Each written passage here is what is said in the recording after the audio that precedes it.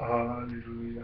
Que le Seigneur vous bénisse. Je sais que vous êtes nombreux en train de suivre votre émission Sentinelle de la diaspora dans Sentinelle TV. Et nous sommes 3h06. Vous voyez que le messager ne dort jamais. Il est tout le temps debout. Après avoir prié, je vais vous communiquer quelque chose.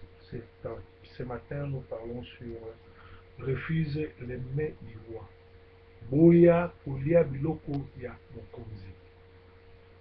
Refuse les mets du roi et outi na masolo ya Daniel na Babylone. Daniel était en captivité.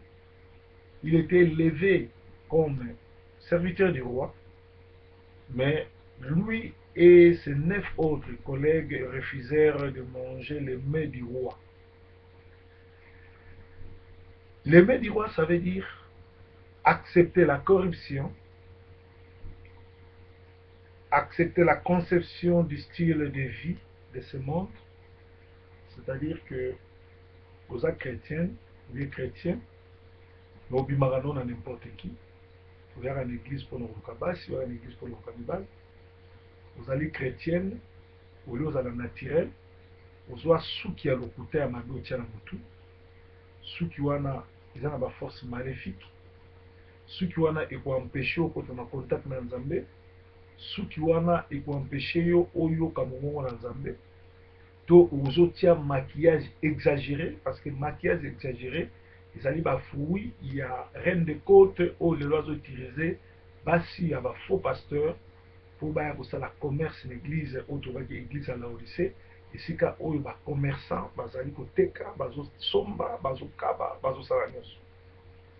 Alors, les mains du roi, de l'axi homosexualité, les lo oyo, nous en a soit les chrétiens, mais ça la homosexualité. Les mains du roi et l'axi immoralité.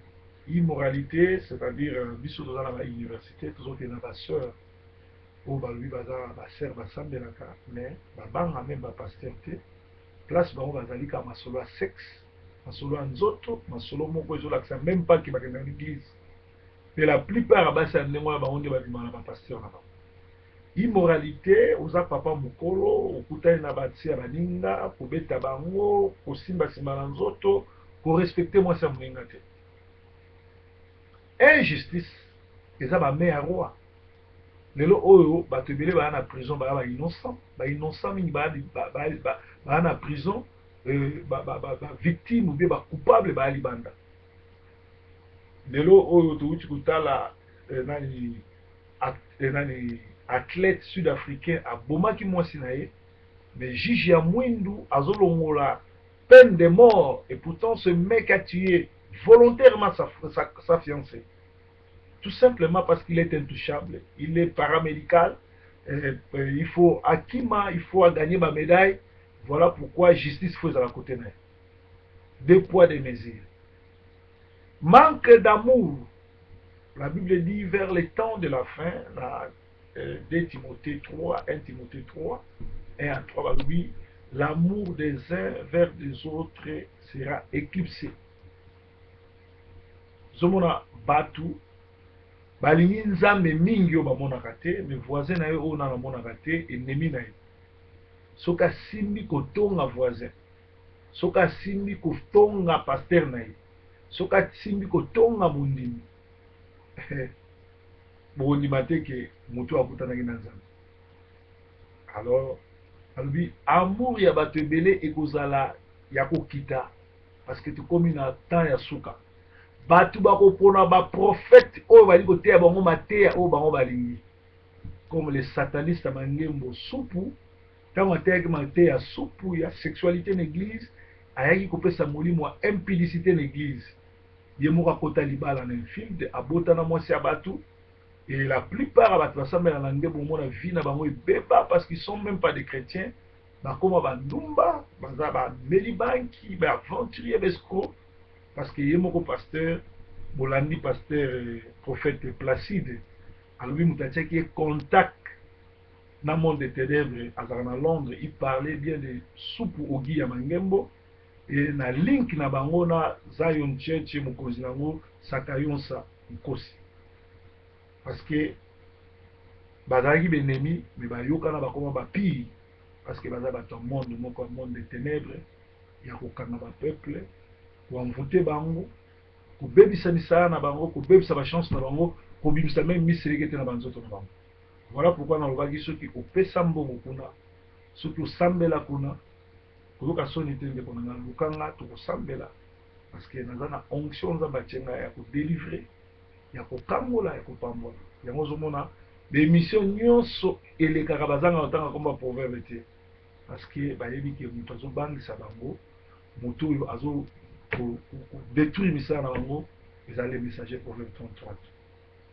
Alors alobi koboma mutu oyo azali temple ya nkolo, kobebisa gloire ya Nzambe. Combien de bapasteurs bazobima na basi ya bato, combien de badiakonese ya l'église balongwa église wana te po bana mingi babota, eza bana babota na bapaster na bango. Soki tembe bapapa oyo bosambelaka na ers, bozwa bana na bino bokesala ba test ya DNN, bomona ke pasteur impidi abotisa basi mingi na kati ya basi wana. Certains de Dieu oyo azali sous écoute à l'Éternel, Nzambe ayebisi Moïse, je te fais Dieu et Aaron sera ton prophète. Moïse investit Dieu devant sa population, devant sa communauté, mais rentrait encore vers Dieu pour chercher des directives. Quelle révélation, quelle humilité! Moïse, Dieu dit, je fais de toi Dieu devant Aaron, et Aaron sera ton prophète. Moïse était investi Dieu, mais à chaque fois qu'il y avait un problème, Moïse rentrait, s'humilier et cherchait la direction à Dieu. Combien de gens aujourd'hui cherchent-ils Dieu devant un cas quelconque? Combien de gens? Combien de pasteurs aujourd'hui ayena no naki pastora na COP, amemi mwasine na COP, akoma kosala makambo sans kokende koluka direction par Nzambe. Bien-aimé, ne mangez pas les mains du roi. Kolia bilei ya roi te, ezali corruption, ezali kindumba, ezali koyiba, ezali koluka, ezali ba COP, ezali nini. Tala pasteur Songi Songi, Sœur Mado akufi na église. Sœur Mado azali sœur l'église, moi ça va to libala. Ayaki ko sambela. Pasteur Songi Songi loka liboso sali nini. Sœur wana le akoti na hôpital, akati relation na mobali na ye. Au fait azali mobali wana azali déjà na mwasi na ye, mais azali vivre na makango. Pasteur ole apesa conseil malama, apesa kita tiki sœur wana na ndengo wana.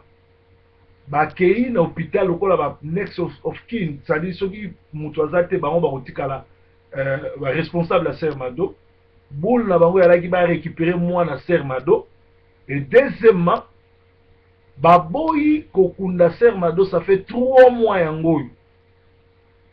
Moi si ya Songi Songi otozo benga Nzita Nathalie akimi me mobile na ye akembango na Kinshasa, parce que Nathalie atika mwana moko me bango ba déclarer ka atika bana misatu. Aki kozwa bana ba dekoni mibale na mwana Nathalie moko ba kotisa bango na home office, on dirait bazo ya kokunda mama na bango. Manki ya bolingo ebemba ser wana evandi na mort 3 mois. Ye mwasi ya supu ake, ye mwasi ya Songi Songi ake na Kinshasa azo pesa ba injection ke ba kunde bembete po ba pesa bana na visa. Heureusement frère Nabso Malik tata ya mutu abotaki na Nathalie a comprendre les jeunes na bango, ake na social, a fundi bango, a récupérer mwana pe a canceller ba visa wana kuna. Yango ba kunda ser Nabso le 20. Eza makambo eza solo oyo preuve naza nango awa oyo boyokaki ndambu pe boyoka ngo susu na masolo zoleka. Mais des gens comme ça passent à la télé pour parler de la part de Dieu. Et le monsieur, c'est un criminel de grand chemin. À ça déjà, bakatela qui est 14 ans, abetaki 7 ans, ba libéré 7 ans, ba libéré. Aïe ko attaquer nga 2 fois, yé mokazo ndimango, aïe ko attaquer nga pour mukolo chaîne, aboya biso toleka na TV abosanaki ke docteur Malik oyo ya DMTV aza moninga nanga personnel ya kobenga nanga na TV te. Tala ndenge banyokoli ndeko na biso Nathalie akendeki na église akendeki kosambela nzoka kokutana na bapaster ya misala mabe elelo bato wana azo soutenir bapaster nyonso to ya misala mabe. Sere na biso akei balingaki bautilize ye babenda bana lokola bangulu baya na bango awa babotole mpe mwana wana heureusement tata mwana abimi na mikanda adeklare mwana na ye. Bien aimé, ata oza ndenge nyonso oboti mwana no kende kodeklare na leta. Soki frère na biso Malik sorry adeklaraki mwana te me mwana wana songi na mwasi ne babotoli. Tala ba makambo boni ezoleka na église. Soki proverbe tolinga oyeba mondeli bima na kati ya groupe ya banicolaite, bima na église ya Mangembo, bima na église ya Zion, bima na église ya S, bima na église ya batu oyo nyonso to ya misala mabe. Bien aimé, eloko ya liboso Satan ayaki mpona koetufe Eve akotisaki doute na kati na ye. Atuni Eve, Dieu a-t-il dit? C'est ce que les satanistes vont faire. Au proverbe azali qui ça crazy azamu taliboma. Depuis quand la police fait sa statistique ya santé à mutu? La police est koyé ba dossier médical à mutu. Mutaye ba dossier médical eza médecin traitant à mutu wana. Donc ceux qui mutu akoko déclarer que ngana malade ou bien aza malade te eza médecin nanga. Mais mutazo le na TV ovanda na TV bozanda na poto mutazo le kalobi mila kutu à lobby et puis mila dossier médical à mutako lo bangote. Mais comment ovanda na poto bazoko sabi? Tango mutu azo ko sabi no mutu wana mutaliboma oyebi biti lezani pour a dévier bino bolanda ma solo a mutu wana te pour yebi ke mutu azo na message ya solo. Pour yebi ke tozana eloko ko kosete futo tozana place kwa funda ete ya ko dénoncer te. Bible les autres lobana Ephésiens 5 11 à 12 alobi bima na milia batwana dénoncez-les. Et dans les 4 évangiles, tu verras que ce que je suis en train de faire, mon comportement actuel, c'est la même chose que Jésus faisait. Jésus s'est comporté de la même chose que je me comporte devant les pharisiens. Jésus est allé même à tabasser, à taper, à chasser les gens dans l'église.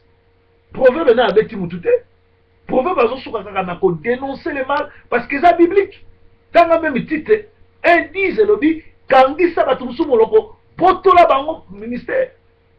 Bako pour la style na ngande mutu na kababa na Satan. Ngande mutu na exposaka parce que naza mukonzi na bango tout na butu bakokaka te. Yango moni basali lokola tanga Jésus Hérode azali na problème na Jésus te. Jésus a eu un problème de ba pasteur, ba pharisien, ne ba kendo funda Jésus. Ba sala bongo. So ba kokiote ba koti l'état. Ba bando koti sur ba témoignage ya lokuta, ba koseli o makambo pour l'état sa charger na. Do bazo la kisake baza ndenge moko na tata na bango na ba koko na bango bato ya Satan. Yango moni na Jean 8 32 à 40 à 44 Jésus a dit, celui qui connaît la vérité vous affranchira. Ils font le miso. Père a dit que vous avez la vérité, vous avez le lokuta parce que vous êtes le fils de votre père, comme votre père le diable. Ça dit, bateau tous les lots bazo les gars na TV. Bateau tous les lots bazo kosabino. Bateau tous les lots bazo ba chaîne à télévision. Et ça pouvoir même abino na captivité. Talanga. Atana na chaîne à télévision te makama nene ya munene tobeta en internet. Nathalie bango nyo surtout l'internet. Nathalie Matéa na bango ba lekisa ta batunde balanda ngate. Merci nzamba pambola bino. Ezaki 15 minutes ya bima na kati ya ba Nicolaïte pe ko lia ba me ya Hérode te ya roi te.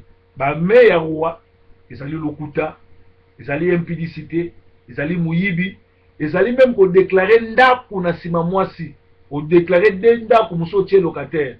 Olingi musala te ozoke na ba cop. Vrai cop ezali kokende kusala, vrai cop ezali koluka musala, vrai cop ezali kokende classe. Soko sisi classe kozwa valeur na mboka oyo. Bien aimé, kimia na nzambe ezali liboso na bino. Message oyo wuti pa Proverbe 30 tout ça na séminaire oyo kozala le 27 na le 28 septembre à Manchester thème nango ezali rôle ya église